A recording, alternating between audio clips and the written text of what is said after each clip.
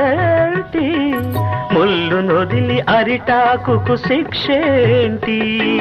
తప్పు నాది కాదంటే లోకం ఒప్పుతుందా నిప్పులాంటి సీతనైన తప్పు చెప్పకుండా అది కథే కదా